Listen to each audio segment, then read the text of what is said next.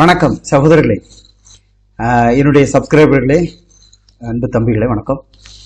And என்னுடைய female subscribers also welcome. இன்னைக்கு அடுத்த ஒரு ஒரு ஒரு வித்தியாசமான ஒரு பயணம் நியூசிலாந்து போகிறதுக்கு. நியூசிலாந்து எல்லாரும் போகக்கூடியது தான். இது சக்ஸஸ் ரேட்டு தான். வழக்கமாக விசா எடுத்துகிட்டு போகிறது, பிஸ்னஸ் விசா போகிறது, போய் இறங்கிட்டு வேலை இல்லாமல் இருக்கிறது, டிப்போர்ட் ஆகிறதெல்லாம் உண்டு. 10 பேர் போனாலும் ஒரு 4-5 பேர் தான் பாஸ் ஆகும், மீதி எல்லாமே அப்படி இப்படி தான் ஓடுது. ஸோ நியூசிலாந்து பொறுத்த வரைக்கும் ஒரு புதிய வழி பை ஷிப், க்ரூஸ் லைனில். ஓகே, இப்போ ஃப்ளைட்டில் ஏறணும்னா ஒரு 4-5 மணி நேரத்தில் இறங்கணும், இமிக்ரேஷனை கிராஸ் பண்ணணும், அங்கே போய் ரிசீவ் பண்ணாங்க. இது அப்படி அல்ல, இது கொஞ்சம் வித்தியாசம். இதுலேயே நாங்கள் சக்ஸஸ் பண்ணியிருக்கோம் மை டியர் ஃப்ரெண்ட்ஸ். இப்போது எப்படியாவது தூரம் போனோம், நல்ல கண்ட்ரிக்கு போகணும் அப்படின்னு சொன்னால் காசை பார்க்காதீங்க. வேற வழி இல்லை, சீப் அண்ட் பெஸ்ட்டாக பண்ண முடியல. பட் சக்ஸஸாக நடந்தால் அதுவே பெரிய விஷயம். நாங்களும் நிறைய சக்ஸஸ் பிரச்சனைகளை சந்திச்சுக்கிட்டு தான் இருக்கோம். பட் எங்களுக்கு ஒரு தைரியம் பண்ணணும், வேற என்ன செய்யறது அப்படித்தான். ஸோ இதில் எப்படின்னா, இப்போ நம்ம நார்மலாக எல்லா நாட்டு விசாலாம் எல்லா நாட்டுக்கும் எடுத்துக்கலாம், பிஸ்னஸ் விசா கூட கிடைச்சிருக்கு. ஆனால் இமிக்ரேஷனை இங்கேருந்து தாண்டி போனால் இல்லாத அங்கேருந்து இறங்கினாலும் மாட்டுது. புரியுதா? ஸோ அப்போ யாரையும் குற்றம் சொல்கிற அளவுக்கு இல்லை. அதான் அப்போ நம்ம ரிஸ்க் எடுக்காமல் கரெக்டாக போகணும்னா இந்த வழி பெஸ்ட் அப்படின்னு நாங்கள் நினைக்கிறோம். ஆனால் ஆள் போய் சக்ஸஸ் ஆயிடுச்சு. ஸோ எப்படின்னா, இந்தியா விட்டு வெளியே போகும்போது பை ஷிப்பில் தான் போகிறோம். 10 நாள் ஆகும் இந்த இடத்துக்கு போய் சேர்றதுக்கு. அப்போனா லாவிஷா ஏதோ கப்பலில் பயணம் போகிறோம் இல்லையா, ஃப்ளைட்டில் பயணம் போகிறோம், ட்ரெயினில் போகிறோம், அதாவது டூர் மாதிரி. ஸோ அந்த ஏற்பாடில் உங்களுக்கு ஒரு multi entry cruise line visa, okay, அதை எடுத்து அதில் உங்களுக்கு பண்ணி நீங்கள் ட்ராவலோ 4 ஃப்ரெண்ட்ஸோட போகிறோம். இதில் வயசு வித்தியாசமே கிடையாது. ஒவ்வொருத்தருக்கும் ஒவ்வொரு படிப்பு இருக்குது. படிப்பை இல்லைனாலும் யாரும் கேட்க போகிறது இல்லை, ரைட்டுங்களா? பாஸ்போர்ட் வேலிடிட்டி இருக்கா, ரைட். பட் அதுக்கு க்ரூஸ் லைனில் பயணிகள், கப்பல் பயணிகள், கப்பலில் சுற்றுலாங்கிற மாதிரி எடுத்து தான் நம்ம எல்லாம் ஜாலியாக போகிறோம். நானும் வரவேன் அப்படின்னு வச்சுக்கோமே. இல்லைனா என்னுடைய பார்ட்னர் ஒருத்தர் வருவார், கொண்டு ட்ராப் பண்ணுற வரைக்கும். ஓகே, எல்லாம் கூட இருந்தே பார்ப்பார். அப்போ இங்கேருந்து போகும்பொழுதே ஒரு க்ரூஸ் லைனுக்கு ஒரு விசா 2 இயர்ஸ் மல்டி என்ட்ரி நம்ம போகிறோம். இது வந்து டெய்லி போக முடியாது, அதுக்கு ஒரு ஷெடியூல் வச்சுருப்பாங்க. அந்த டேட்டில் நமக்கு டிக்கெட் புக் ஆகும். அதாவது ஒரு மல்டி என்ட்ரி விசா ப்ளஸ் ஒரு ஷிப்பிலே போகிறதுக்கு சேம் தான். ரிட்டர்ன் வர்றதுக்கும் நம்ம பண்ணிக்கணும். ப்ளஸ் அங்கே லேண்டிங் பெர்மிட்டும் வாங்கிடுவோம். அங்கேயே இங்கிருந்து போகிறதுக்குள்ள ஜாப் ஆஃபரும் எடுத்து கொடுத்துட்றோம் உங்களுக்கு. அதுக்கு புரியுதா?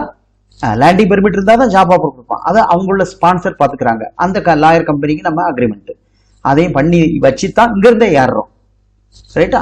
ப்ளஸ் போகிற வழியில் 10 நாளைக்கு உள்ள சாப்பாடு செலவுலாம் நாங்களே கொடுத்துட்றோம். அதுக்குள்ள கூப்பன்ஸ் எல்லாம் அங்கேயே கொடுத்துருவாங்க, வாங்கிக்கலாம். ஆனால் அங்கே இறங்கி அந்த நாட்டில் போகும்போது சோமனி இருக்கான்னு கேட்பாங்க. இது ஆஸ் யூஷுவல் தானே, ஏன்னா லேண்டிங் பெர்மிட் இருக்கனால நம்ம உள்ளே போகலாம்.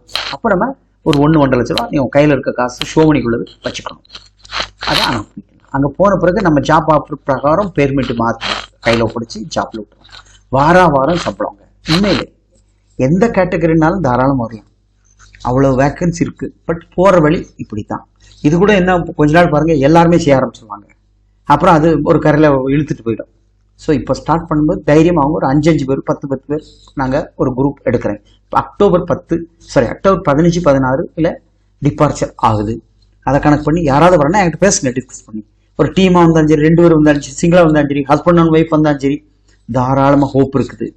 ஓகே, அதனால கால் பண்ணி பேசுங்க.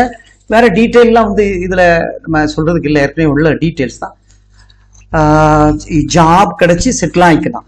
ஏன்னா நம்ம அங்கே ஜாப் கிடைச்சி அங்கே அக்ரிமெண்ட் பண்ணி பெர்மிட்டுக்கெல்லாம் கன்வெர்ட் பண்ணி அது ஆட்டோமேட்டிக்காக 1 இயர் பிறகு ரினியூவல் ஆகும்.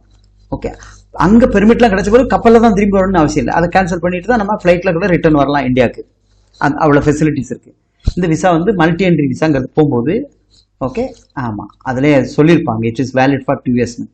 நம்ம லீகல் வேயாக தான் செய்கிறோம். எல்லா டாக்குமெண்டேஷன் பக்கா போன பிறகு போகலாம். அதாவது ஒரு ½ அமௌண்ட் இந்தியாவுக்குள்ளே செலவாச்சுன்னா கூட மீதியெல்லாம் அங்கே அரைவல் ஆன பிறகு கூட கையில் வச்சுட்டு நீங்கள் கொடுத்தாலும் போதும். அந்த அளவுக்கு நாங்கள் ஏற்பாடு பண்ணியிருக்கோம். ஏன்னா எல்லாமே பணம் தேவை. ஒவ்வொரு ஸ்டெப்பும் கடந்து வரும்போது அவங்களுக்கு பேமெண்ட் கொடுத்தா தான்.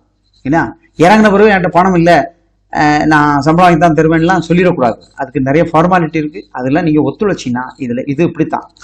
இதில் சம்பளத்தில் கழிக்கிறோம், கடன் போட்டு பண்ணுங்க நாங்கள் பண்ணுறோம், எதுக்கும் வாய்ப்பு இல்லை. ஏன்னா நான் ஒத்திக்கு பண்ணுறது இல்லை. இதுக்கு மேலே ஆட்கள் எல்லாம் இருப்பாங்க இல்லையா, அவங்கெல்லாம் சேர்ந்து தான் பண்ணுறது. அதனால் இன்ட்ரெஸ்டட் பார்ட்டிஸ், நல்ல ஸ்ட்ராங்கான பார்ட்டிஸ் வாங்க.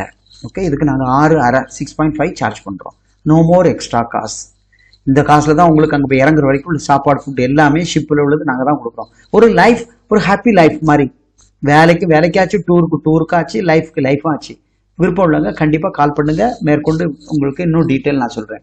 ஓகே, 15ஆம் தேதி ஒரு பேட்சுக்கு நாங்கள் எடுக்கிறோம். இப்போ அடுத்தது டிசம்பர் 25க்கு ஒரு பேட்சுக்கு எடுக்கிறோம், 26. Okay, thank you for subscribe. கண்டிப்பாக ஃப்ரெண்ட்ஸ் கிட்ட இதை வந்து டிஸ்கஸ் பண்ணுங்க.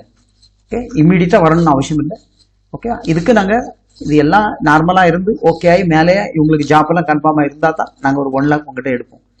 ஓகே சார், பாஸ்போர்ட் நீங்கள் போகும்போது நீங்கள் ஷிப்பில் வந்தால் போதும். அது எங்கேருந்து யாருன்னா அடுத்த கட்டத்துக்கு நான் சொல்லித்தரேன். தேங்க்யூ.